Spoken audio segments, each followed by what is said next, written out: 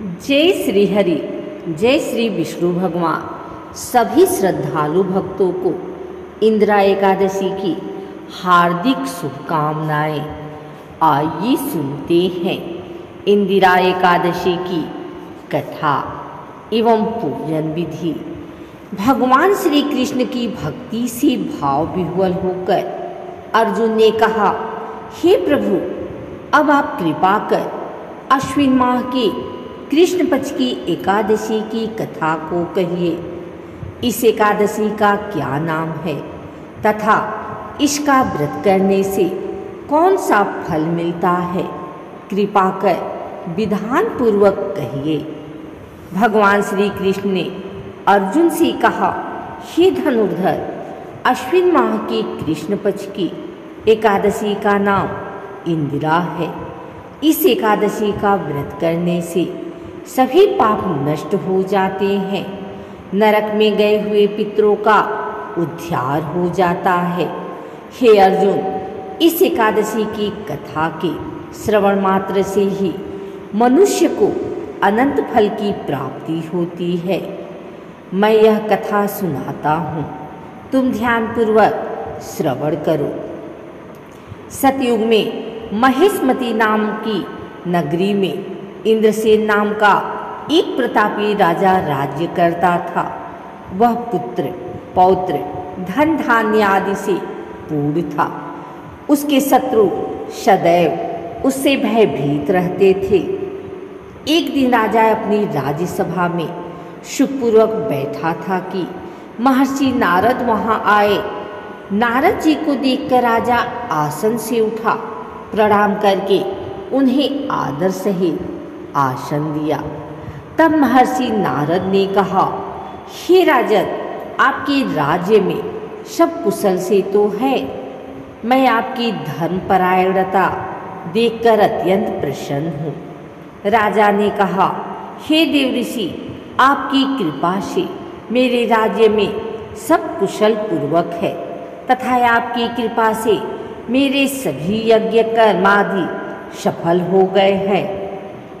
हे महर्षि, अब आप कृपा कर यह बताएं कि आपका यहाँ आगमन किस प्रयोजन से हुआ है, मैं आपकी क्या सेवा करूं? महर्षि नारद ने कहा, हे नृपोत्तम, मुझे एक महान विस्मय हो रहा है कि एक बार जब मैं ब्रह्मलोक से यमलोक गया था, तब मैंने यमराज की सभा में तुम्हारे पिता को बैठे देखा।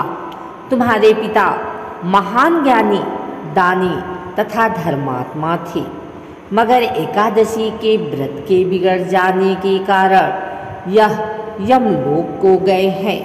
तुम्हारे पिता ने तुम्हारे लिए एक संदेश भेजा है।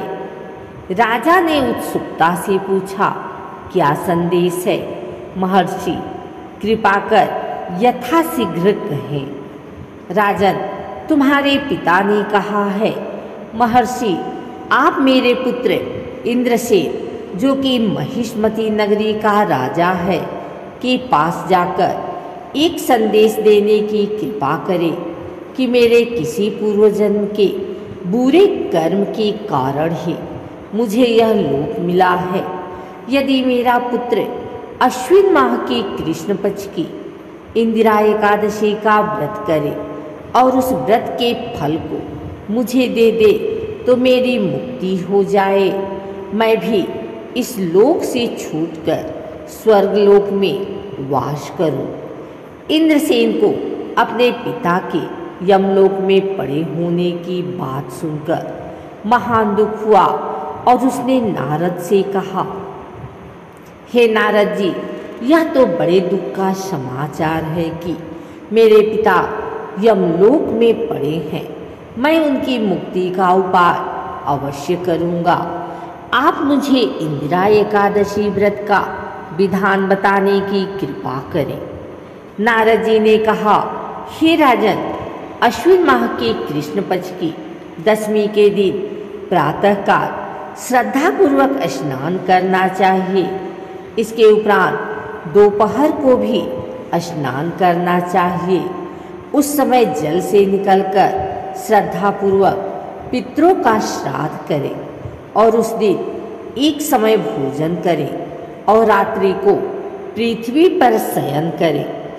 इसके दूसरे दिन अर्थात एकादशी के दिन नित्य कर्मों से निवृत्त होकर स्नान आदि के उपरांत भक्तिपूर्वक व्रत को धारण करें और इस प्रकार संकल्प करें, मैं आज निराहार रहूँगा और सभी भोगों का त्याग कर दूंगा।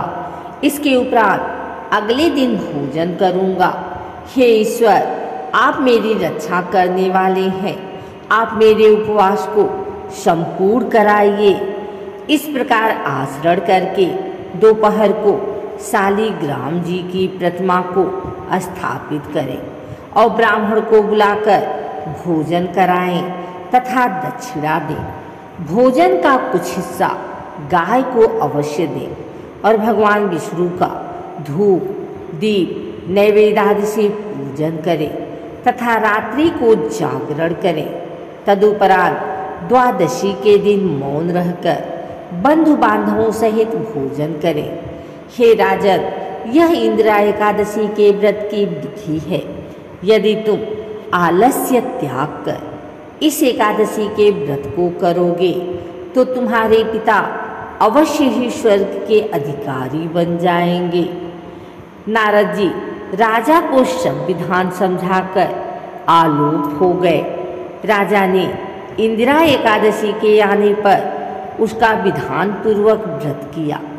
बंधु बांधवों सहित इस व्रत के करने से आकाश से पुष्पों की वर्षा हुई और राजा के पिता यमलोक से रथ पर चढ़कर स्वर्ग को चले गए। इस एकादशी के प्रभाव से राजा इंद्रसेन भी इहलोक में सुख भोग कर अंत में स्वर्ग लोक को गए। भगवान श्री कृष्ण ने कहा, हे सखा, यह मैंने तुम्हें इंदिरा एकादशी के महात्म्य का वर्णन सुनाया है। इस कथा के पढ़ने व सुनने मात्र से ही सभी पापों का शमन हो जाता है और अंत में मनुष्य स्वर्गलोक का अधिकारी बनता है।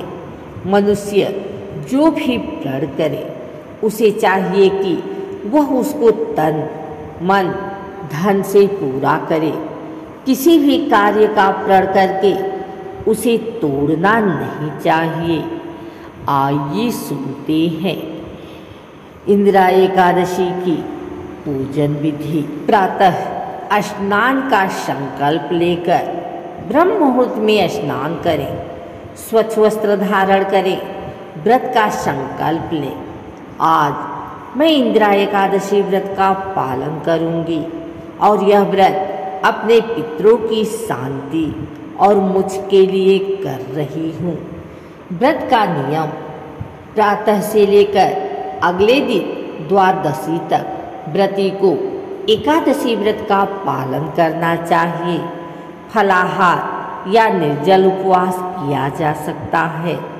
श्रद्धा और सामर्थ्य अनुसार पूजन विधि, भगवान विष्णु की प्रतिमा या चित्र के सामने गंगा जल छिड़ककर शुद्धि करें, दीप प्रज्वलित करें, धूप फूल तिल तुलसी दल पंचामृत और फल अर्पित करें, पीले वस्त्र अक्षत और प्रसाद चढ़ाएं, विष्णु सहस्त्र नाम या विष्णु चालीसा का पाठ करें, ओम नमो भगवते वासुदेवाय मंत्र का जाप करें।